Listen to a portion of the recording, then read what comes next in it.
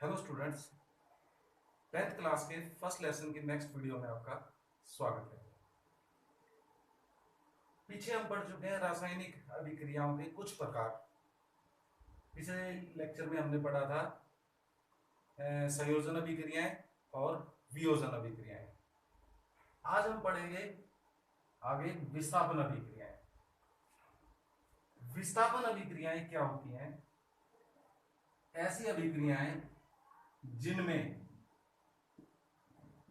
एक अधिक क्रियाशील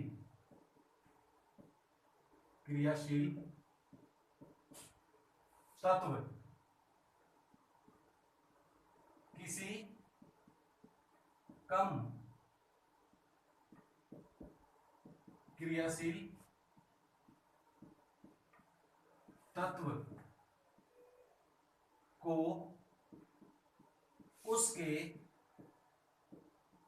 विलयन से विस्थापित कर देता है या हटा देता है। विस्थापन का मतलब होता है हटा देना, दूर कर देना। तो एक उदाहरण है, जैसे ये जिंक पाउडर को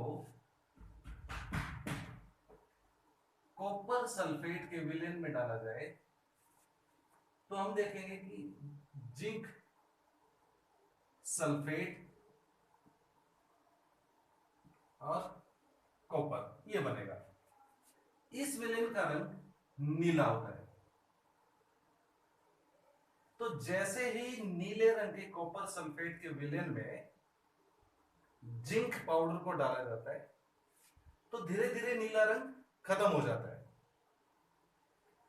तो ऐसा क्यों होता है? जो नीला रंग है वो कॉपर आयन के कारण है। तो जैसे ही जिंक इसमें डालते हैं कॉपर सल्फेट में, तो जिंक कॉपर की अपेक्षा एक अधिक क्रियाशील धातु है। तो जिंक क्या करेगा? ज्यादा क्रियाशील होने के कारण कॉपर सल्फेट में से कॉपर को विस्थापित कर देगा और इसी कारण से इसका नीला रंग भी समाप्त हो जाएगा या हट जाएगा।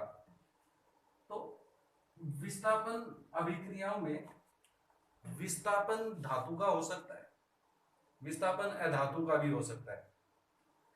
और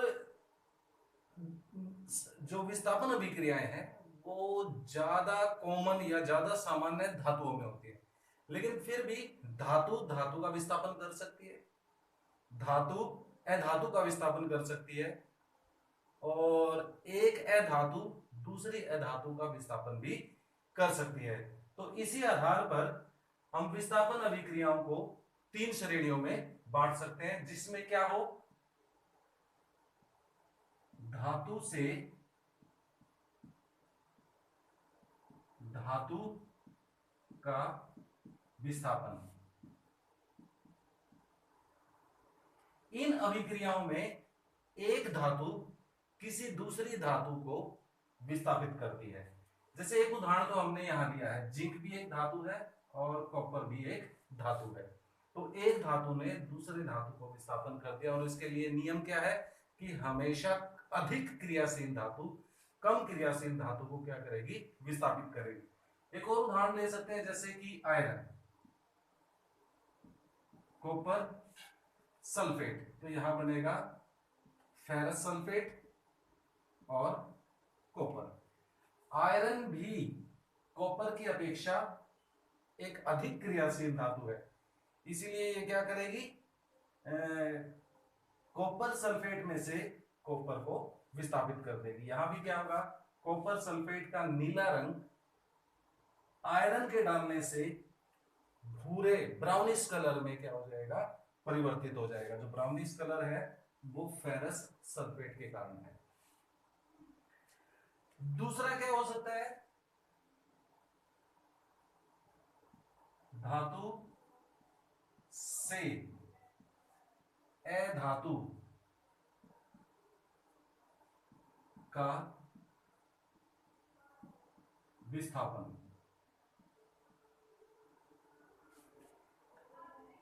इसमें वो क्रियाएं हैं जहां धातु तनु अम्ल से क्रिया करके हाइड्रोजन को विस्थापित करती है। जैसे इसमें हम उदाहरण ले सकते हैं, जिंक HCl से अभिक्रिया करेगा तो क्या बनाएगा, जिंक क्लोराइड और हाइड्रोजन गैस विस्थापित होगी, जो कि एक अधातु है। तो यहां क्या किया है, इस धातु ने यहां से अधातु को विस्थापित कर दिया। और उदाहरण ले सकते हैं इसी तरह से, जैसे जिंक किससे अभिक्रिया कर सकता है, सल्फ्यूरिक अम्ल से, तो क्या बनेगा, जिंक सल्फेट और हाइड्रोजन गैस विस्थापित होगी। तो यह है धातु द्वारा अधातु का विस्थापन। तीसरा क्या हो सकता है, अधातु से अधातु का विस्थापन। उदाहरण के लिए यहां हम ले सकते हैं, जैसे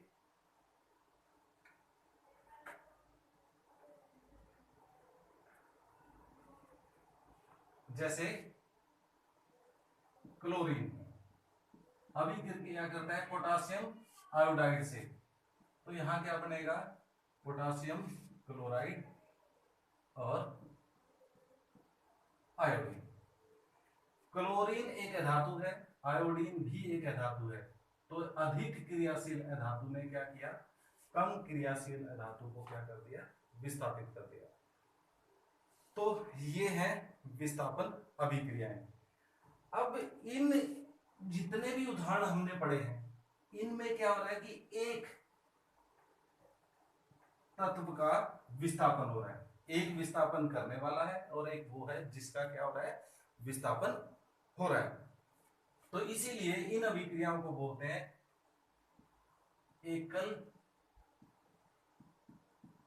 विस्थापन अभिक्रियाएं।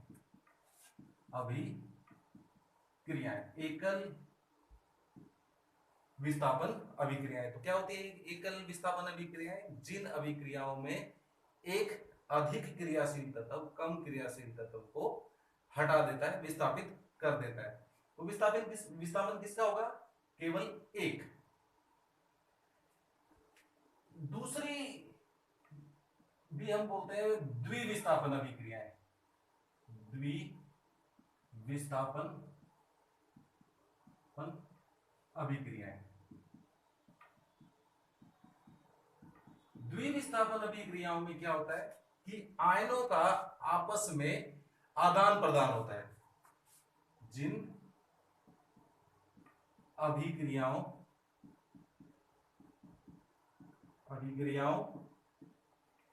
में आयनों का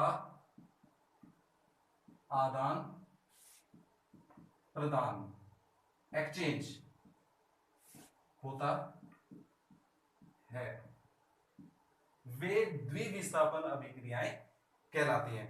उदाहरण के लिए हम क्या कर सकते हैं, जैसे ये है सोडियम सल्फेट, अभिक्रिया करवाएं बेरियम क्लोराइड से, तो यहां क्या बनेगा, सोडियम क्लोराइड और बेरियम सल्फेट। तो यहां क्या हुआ, यहां हमारे पास है सोडियम आयन और सल्फेट आयन। यहां कौन कौन से आयन है, बेरियम आयन और क्लोराइड आयन। तो इनमें क्या हो जाएगा, आपस में एक्सचेंज हो जाएगा। जैसे ये इसके साथ आ जाएगा और सोडियम जो है वो क्लोराइड के साथ आ जाएगा, तो हमारे पास क्या बनेगा, सोडियम क्लोराइड और बेरियम सल्फेट का अवक्षेप बनेगा। तो ये अभिक्रियाएं कहलाती है द्विविस्थापन, कि इसमें भी विस्थापन हुआ है, यहां पर भी विस्थापन हुआ है। यहां कौन विस्थापित हुआ है, क्लोरीन के साथ कौन विस्थापित हुआ है, बेरियम। सल्फेट के साथ से कौन विस्थापित हुआ है, सोडियम। और आदान प्रदान या म्यूचुअल एक्सचेंज होता है कि आपस में आयन क्या होते हैं, धातुओं के साथ बदल जाते हैं। तो ये होती है द्विविस्थापन अभिक्रियाएं। द्विविस्थापन अभिक्रियाओं में एक और उदाहरण ले सकते हैं, जैसे सोडियम क्लोराइड सिल्वर नाइट्रेट। तो ये क्या करेंगे, यहां पर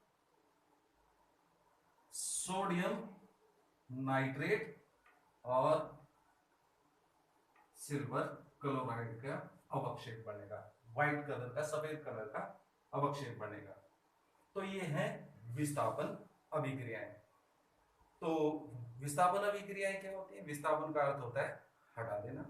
विस्थापन अभिक्रियाओं में एक अधिक क्रियाशील तत्व किसी कम क्रियाशील तत्व को उसके विलयन में से विस्थापित कर देता है। ये दो प्रकार की हो सकती है, एकल जिसमें केवल एक तत्व का विस्थापन होता है, और द्विविस्थापन में क्या होता है कि दो विस्थापन होते हैं एक साथ पर, इसलिए उसको द्विविस्थापन बोला जाता है। द्विविस्थापन अभिक्रियाओं में क्या होता है, सामान्यतः अवक्षेपण जरूर होता है। तो ये है विस्थापन अभिक्रियाएं। अगला जो प्रकार है वो है ऊष्मा अक्षेपी एवं ऊष्मा अक्षेपी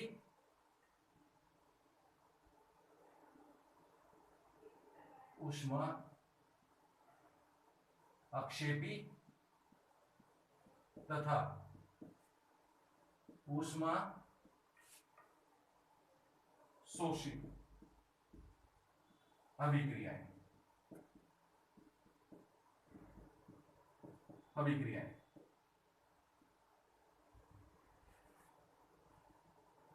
हम जानते हैं कि सभी, लगभग सभी रासायनिक अभिक्रियाओं में या तो हमें ऊष्मा देनी पड़ती है, मतलब ऊष्मा का अवशोषण होता है, या ऊष्मा निकलती है, उत्पन्न होती है।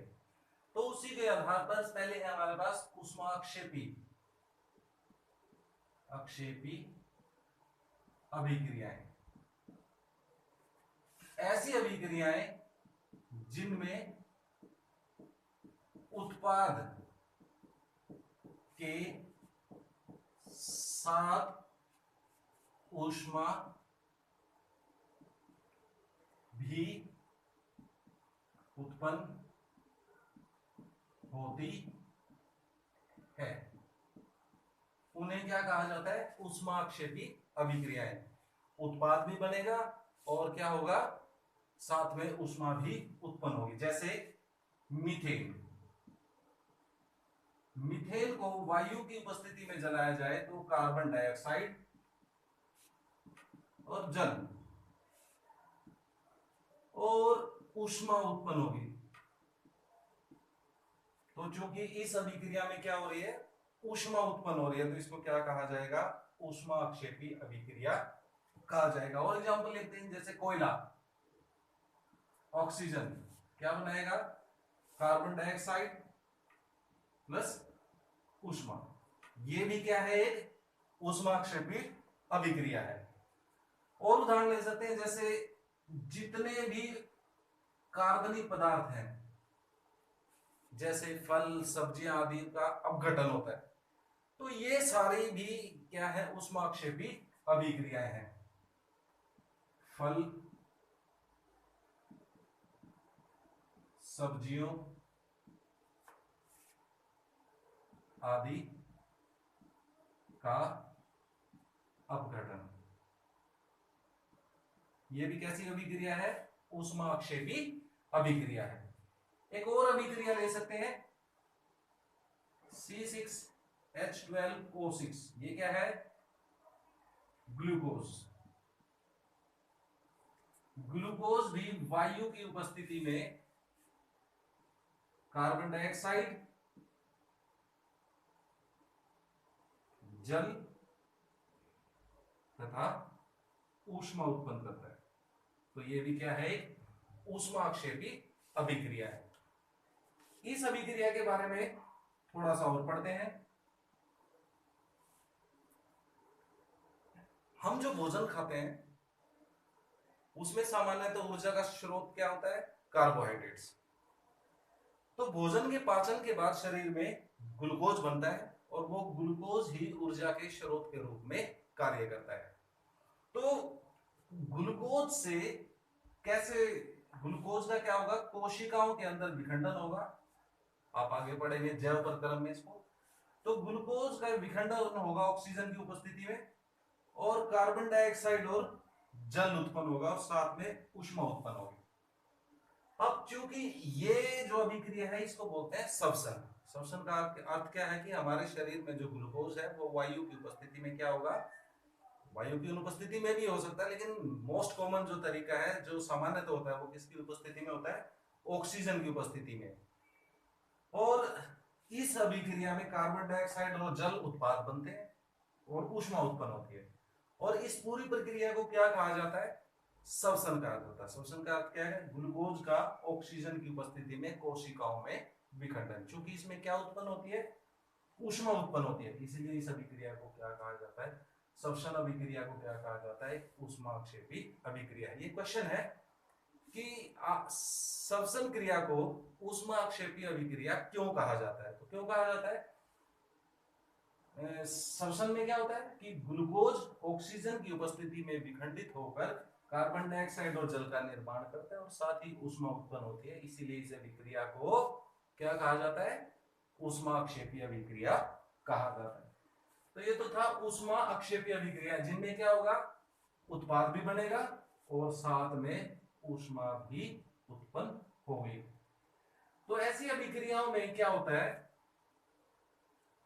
कि जिस बर्तन में या जिस वेसल में रिएक्शन को करवाया जाता है वो हीट अप हो जाता है, गर्म हो जाता है। और उदाहरण ले सकते हैं, जैसे चूना है, चूने को जल में डालें तो बुलबुले उठते हैं और वो जो बर्तन है वो पूरी तरह से गर्म हो जाता है। तो ये क्या इंगित करता है? ये क्या बताता है हमें कि जब शुष्क चूने को बुझे हुए चूने में परिवर्तित करते हैं तो ऊष्मा उत्पन्न होती है, और ये क्या है? एक ऊष्माक्षेपी अभिक्रिया है। तो ये तो थी ऊष्माक्षेपी अभिक्रियाएं। फिर हम बात करते हैं ऊष्मा अवशोषी या ऊष्माशोषी अभिक्रियाएं। जिन अभिक्रियाओं में उत्पाद के साथ, जिन अभिक्रियाओं में अभिक्रिया करवाने के लिए, जिन अभिक्रियाओं को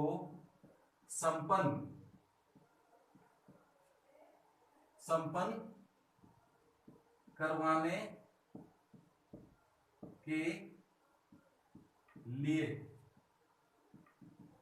ऊष्मा की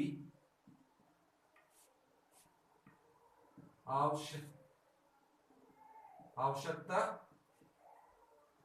होती है,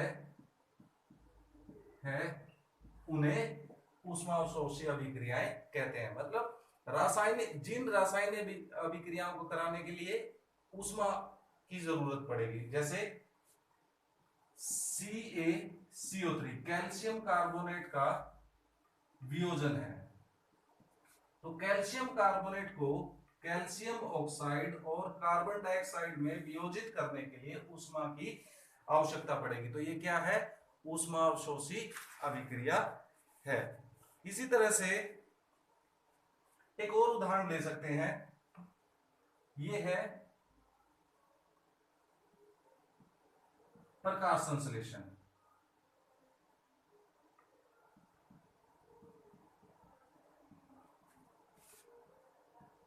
क्लोरोफिल और सूर्य का प्रकाश, सूर्य का प्रकाश H12O6 O2 ऊष्मा।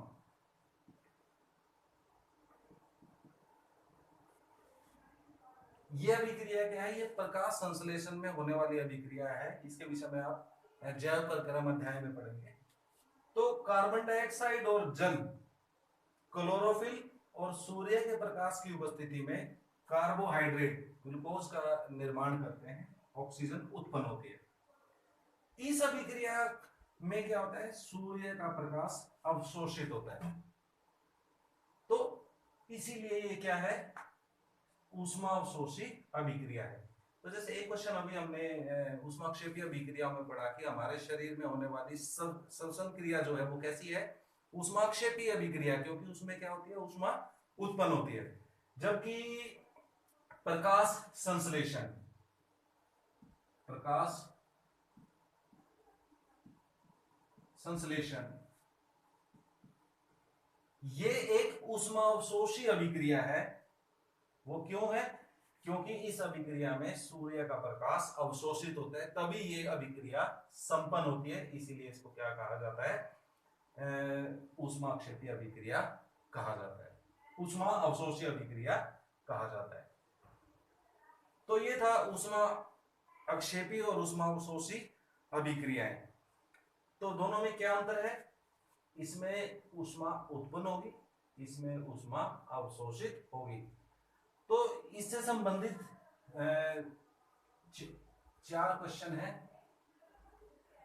तो कौन कौन से हो सकते हैं जो हमने इसमें अभी डिस्कस किए। जो पहला क्वेश्चन बनता है कि ऊष्माक्षेपीय अभिक्रियाएं क्या होती हैं, आप एक उदाहरण सहित बताइए। दूसरा जो है वो है ऊष्मा अवशोषी अभिक्रियाएं क्या होती हैं, उदाहरण दीजिए 2। तीसरा जो क्वेश्चन बनता है जो अभी हमने पढ़ा कि आप कैसे कह सकते हैं कि श्वसन क्रिया एक ऊष्माक्षेपी अभिक्रिया है। और इसी तरह से जो लास्ट 4th क्वेश्चन बनता है वो क्या है कि आप कैसे कह सकते हैं कि प्रकाश संश्लेषण एक ऊष्मा अवशोषी अभिक्रिया है। तो आप इनके बारे में हमने अभी पढ़ा। तो ये थे ऊष्मा अवशोषी और ऊष्माक्षेपी अभिक्रियाएं। इस लेक्चर में हम इतना ही पढ़ेंगे।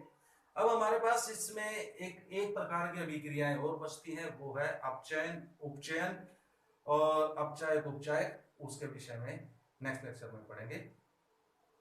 Thank you.